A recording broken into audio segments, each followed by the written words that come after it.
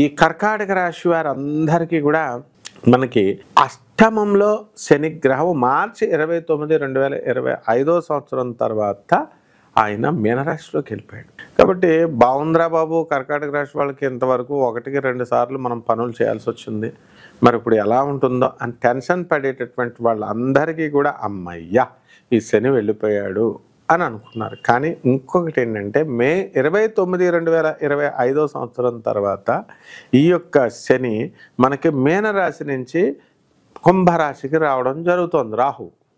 దీనివల్ల రాహువు, అష్టమ రాహు వల్ల అనవసరమైనటువంటి విషయాలలో ఈ యొక్క కర్కాటక రాశి వారు బాధపడడానికి అవకాశాలు ఉన్నాయి. కాబట్టి ఈ కర్కాటక రాశి వాళ్ళంతా కూడా మనం ఏం చేయాలండి అని అంటే 1-2 సార్లు ప్రయత్నించడము, వితండవాదాలు చేయకుండా ఉండడం. అయితే కర్కాటక రాశి వాళ్ళందరికీ కూడా రాత్రులు లేటుగా వెళ్ళేటటువంటి వాళ్ళకి డెఫినెట్గా కుక్క మిమ్మల్ని కరుస్తుంది.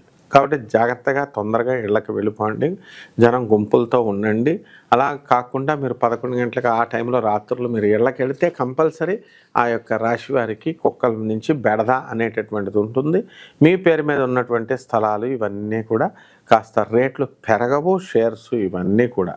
కాబట్టి ఇలాంటి మరికొన్ని విషయాలు చేయడం కోసం మన ఛానల్ని చూడండి, సబ్స్క్రైబ్ చేయండి. ఇంకేం డౌట్స్ ఉన్నా సరే మన ఛానల్ ఫ్రీగా మనం జ్యోతిష్యాలు చెప్తాము.